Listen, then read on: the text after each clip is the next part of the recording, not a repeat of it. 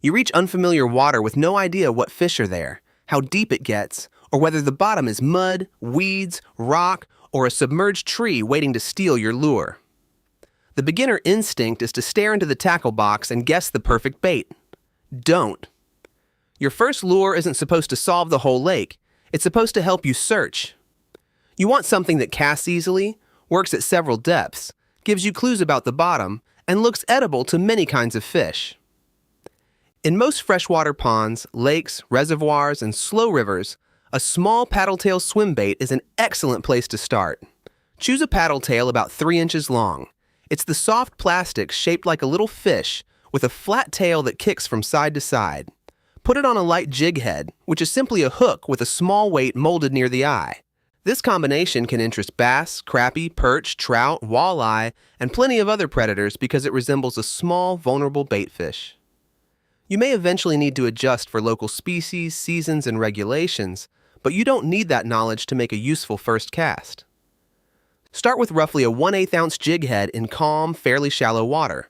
Move toward 1/4 ounce if the wind is pushing your line, the current is carrying the lure, or you can't tell where it is in deeper water. Use the lightest weight that lets you cast comfortably and stay connected to the bait. Too little weight leaves you guessing. Too much makes the lure crash into weeds, mud, branches, and rocks.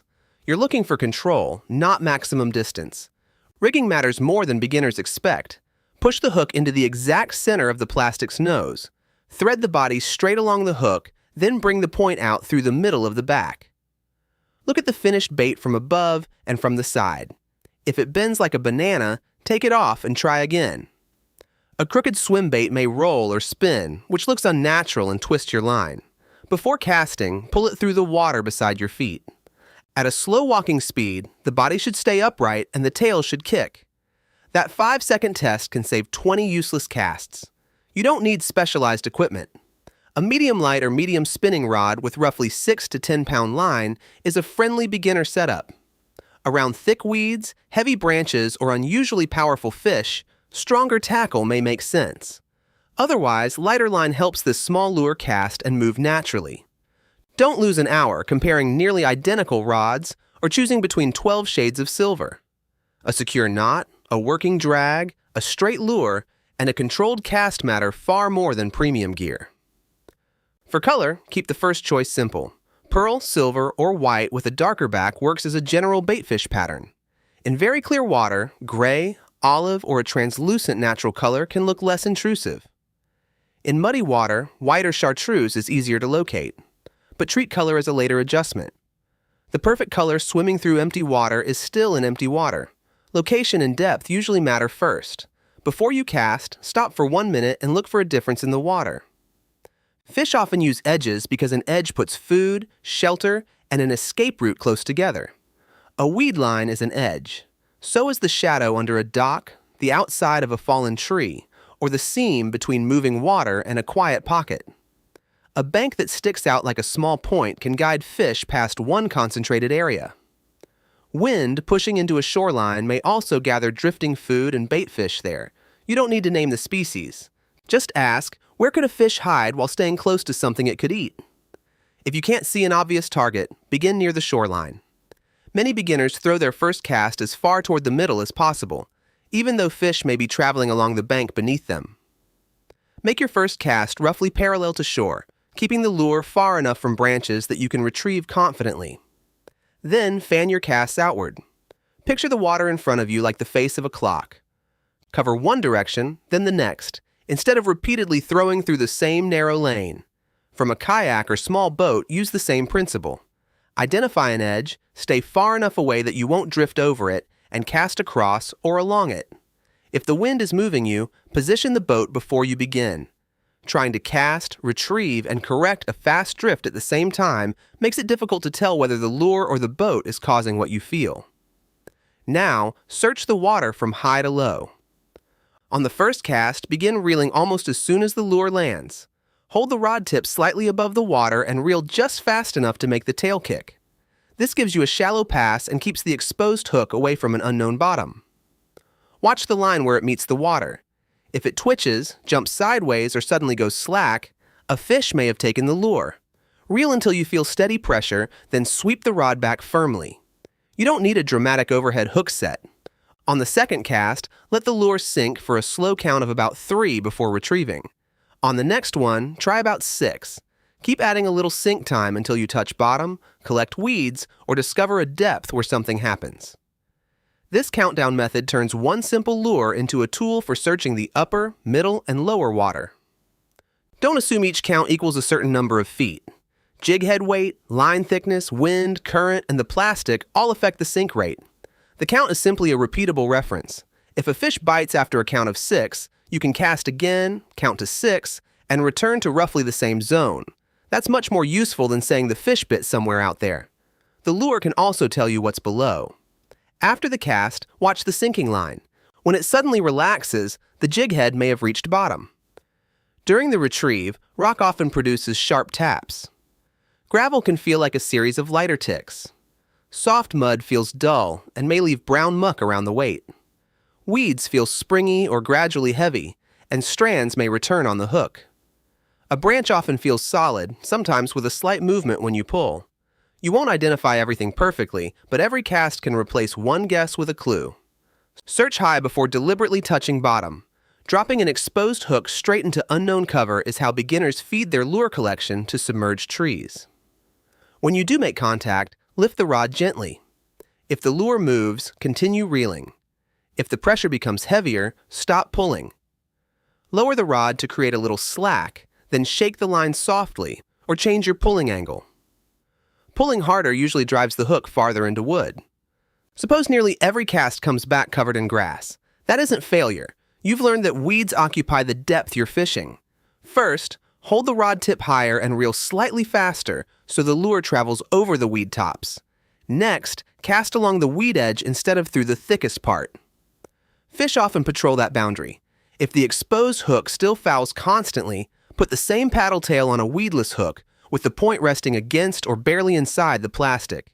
Keep the useful bait shape and adapt the hook to the cover. If the bottom is clean, stay with the exposed jig head. An open hook generally catches fish more easily, especially when a beginner's hook set is gentle. If the lure never seems to reach the lower zone, add a little weight. If it hits bottom almost immediately and plows through mud, reduce the weight or start reeling sooner. Remember the rule: use the lightest weight that lets you cast, control the lure, and understand where it is. Once you've searched a spot at several depths, experiment with speed. Begin with a steady retrieve. Then try a slower retrieve with one brief pause. Finally, add a short burst of speed near a weed edge, dock corner, or other target. Keep the changes small enough that you can tell what produced the response. This becomes especially important when a fish follows but doesn't bite. A follower is valuable information. The fish was in the right location, noticed the lure, and considered eating it. On the next cast, reach the same depth and change only the retrieve. Slow down, pause briefly, or accelerate for one turn of the reel as the lure passes the spot. Don't immediately change the lure, color, weight, location, and speed. Changing everything destroys the clue the fish just gave you. That leads to the most useful troubleshooting rule on a slow day. Change one category at a time, test location first, put a few organized casts beside the visible edge, then move to another feature if you see no activity. Test depth next with the countdown. Then test speed with a steady retrieve, a slower retrieve, and a pause. Only after those should color or lure style become your main suspect. Location, depth, and speed determine whether a fish encounters the lure. Color becomes more important after you've entered the fish's part of the water. Give promising cover a fair test, but don't let one attractive stump consume the morning.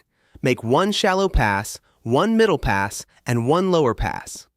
Around a dock, try the shady side, then the outside corner, then an angle that keeps your lure beside the structure for the longest time. If nothing follows, strikes, or moves your line, go to the next target. One random cast proves very little. A small, organized test gives you a reason to stay or move. Keep paying attention until the lure leaves the water. Fish often follow a swimbait toward the bank, kayak, or boat and strike during the final few feet. Don't automatically speed up and rip it toward the surface. As it approaches, slow slightly and let the lure change direction. From a steep bank, lower the rod tip so the bait stays in the water longer. If you hook a fish from a kayak, guide it close rather than lifting the fish with the rod alone. Use a net when the fish's size or exposed hook makes that safer. Your line may reveal a bite before the rod does. Wind creates a bow that can hide light contact, so point the rod more toward the lure and reel away excessive slack. Stay connected without dragging the bait unnaturally. If the line stops sinking sooner than expected, jumps once, or begins sliding sideways, reel down and check. Beginners often wait for the rod to bend dramatically, but a fish may pick up the lure, swim toward them, and drop it without ever producing a hard pull. So here's the complete plan for your next unfamiliar piece of fresh water. Tie on a straight 3-inch paddle tail with a light jig head and a simple baitfish color. Spend 1 minute looking for an edge such as shade, weeds, current, or a shoreline point. Cast along the bank or edge before casting far. Retrieve the first pass high, then use short countdowns to search progressively deeper. Watch the line, notice what comes back on the hook, and adjust one category at a time. Move if the location seems empty. Change the countdown if the depth seems wrong. Change the retrieve if a fish follows or misses. Go weedless when grass constantly covers the hook, and add a little weight when wind, current, or depth takes away your control. Your first lure doesn't need to predict an unknown fish. Its job is to ask the water useful questions. Where are the edges? How deep can you fish cleanly? Is the bottom hard, soft, or weedy? Are fish following, striking, or absent? The moment the water gives you one answer, your next decision becomes easier. Start with the paddle tail, search high to low, change one thing at a time, and let each cast tell you what to do next.